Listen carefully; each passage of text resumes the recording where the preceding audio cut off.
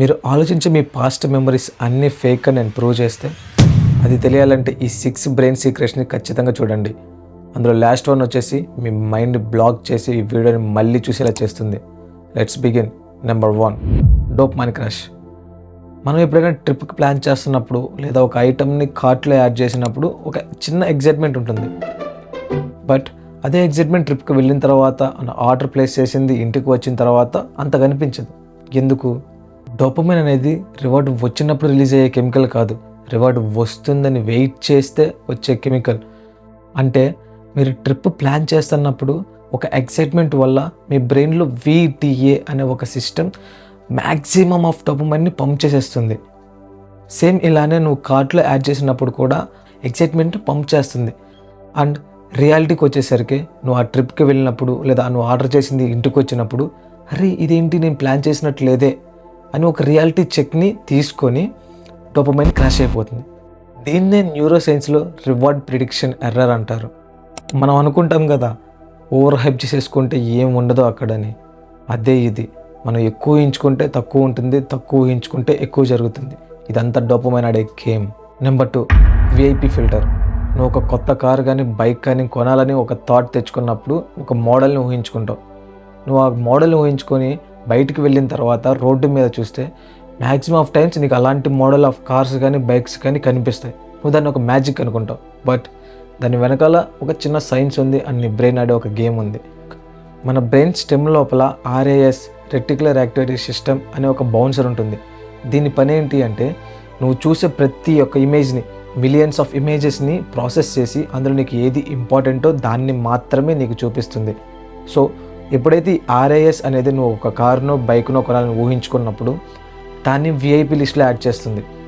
ఆ రోజు నుంచి చూడు, ప్రతి సెకండ్ ప్రతి గంట నువ్వు ఎప్పుడు చూడకుండానే ఆ కార్స్ని ప్రతిసారి అబ్జర్వ్ చేస్తూ ఉంటావు. పెద్దవాళ్ళు చెప్తూ ఉంటారు నువ్వు ఏదైనా ఒక గోల్ సెట్ చేసుకుంటే దాని యొక్క ఆపర్చునిటీస్ నీకు అప్పటి నుంచే కనపడటం మొదలవుతాయి అని. దానికి ఎగ్జాంపుల్ ఇదే. Number 3, sixth sense, gut feeling. అంటే ఏదైనా ఒక పెద్ద డెసిషన్ తీసుకున్నప్పుడు గట్ ఫీలింగ్ వస్తుంది. అంటే కడుపులో ఏదో సెన్సేషన్ అనిపిస్తుంది. It is not a myth anymore. అది నిజమే. దాని వెనకాల ఉన్న సైన్స్ చెప్తా విను. మీరు ఏదైనా సిచ్యువేషన్ని లాజికల్గా అనలైజ్ చేసే లోపల మీ బ్రెయిన్లో అమెగ్దలా అండ్ ప్రీఫ్రంటల్ కార్టెక్స్ అని ఒక సిస్టమ్ ఉంటుంది. అది ఏం చేసింది అంటే నీ పాస్ట్లో జరిగిన ఎక్స్పీరియన్సెస్ అన్నిటినీ మైక్రో సెకండ్స్లో అనలైజ్ చేసేస్తుంది. అనలైజ్ చేసి ఏదైనా డేంజర్ అనిపిస్తే వెంటనే వేగస్ ద్వారా నీ స్టమక్లోకి ఒక సెన్సేషన్ని పంపిస్తుంది. ఆ సెన్సేషన్ వల్లే నువ్వు అనలైజ్ చేసే లోపలే నీ స్టమక్లో గట్ ఫీలింగ్ వస్తుంది. అప్పుడు అనిపిస్తుంది ఓకే ఏదో సంథింగ్ ఈజ్ హ్యాపెనింగ్ రాంగ్ అని. సో ఆ స్టెప్ని తీసుకోకపోవడమే some times it is better for you.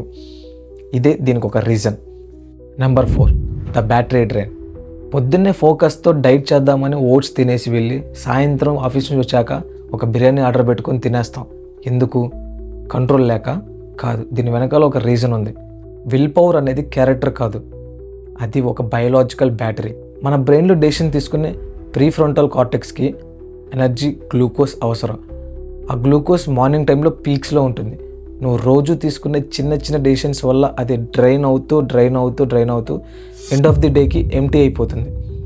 ఆ టైంలో నీ బ్రెయిన్కి ఏదైనా హార్డ్ వర్క్ కన్నా సింపుల్గా కిక్ ఇచ్చే విషయం కావాలనుకుంటుంది.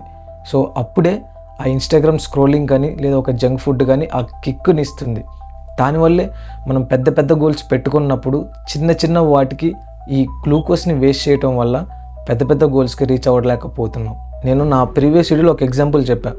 మార్క్ జుకర్బర్గ్ కానీ ఎలాన్ మస్క్ కానీ ఒక సింపుల్ టీషర్ట్ని వేసుకొని బయట తిరుగుతారు. ఎందుకంటే వాళ్ళు ఆ చిన్న చిన్న విషయాలకి బ్యాటరీని డ్రైన్ చేయరు. That's it. Number 5, memory reconsolidation. నువ్వు చిన్నప్పటి నుంచి అనుకుంటున్న ఒక స్ట్రాంగ్ మెమరీ యాక్చువల్లీ అలాగే జరగకుండకపోవచ్చు. మన మెమరీ ఒక హార్డ్ డ్రైవ్ కాదు, దాంట్లో ఫైల్స్ పర్మనెంట్గా స్టోర్ అవ్వవు. నువ్వు ఎప్పుడైనా ఒక బాధని ఊహించుకుంటే, ఒకవేళ నువ్వు ఆ టైంలో కోపంగా ఉంటే ఆ బాధ ఫైల్ ఓపెన్ అవుతుంది. ఆ ఫైల్కి నీ కోపం అనేది అటాచ్ అవుతుంది, మళ్ళీ సేవ్ అవుతుంది. సో అందుకే ఆ టైంలో నీకు అసలు అందులో పాజిటివ్సే కనిపించవు, ఓన్లీ నెగిటివ్స్, కోపం మాత్రమే కనిపిస్తుంది.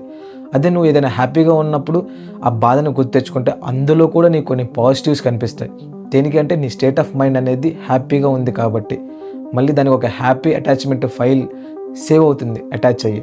సో దీనివల్లే నువ్వు ఎప్పుడైతే టైప్స్ ఆఫ్ ఎమోషన్స్లో నువ్వు ఆ బాధని ఊహించుకుంటావో ఆ టైంని బట్టి ఆ ఫైల్ అనేది మళ్ళీ మళ్ళీ మళ్ళీ రీసేవ్ అవుతూ అది మారుతూ ఉంటుంది. సో మేబీ ఎగ్జాక్ట్గా జరుగుండకపోవచ్చు, నీ ఎమోషన్ని బట్టి అది అలా కనిపిస్తుంది అంతే. Number 6, change blindness. ఇప్పుడు దాకా సీక్రెట్స్ చూసావు కదా, ది లాస్ట్ వన్. దీంట్లో డైరెక్ట్గా నీ బ్రెయిన్తోనే గేమ్ ఆడతాను చూడు. ఈ వీడియోకి ఎగ్జాక్ట్గా 12th సెకండ్ దగ్గర నా బ్యాక్గ్రౌండ్లో ఒక కలర్ చేంజ్ అయింది. నువ్వు గమనించావా? మేబీ నువ్వు అబ్జర్వ్ చేసి ఉంటే కింద కామెంట్ చేయి.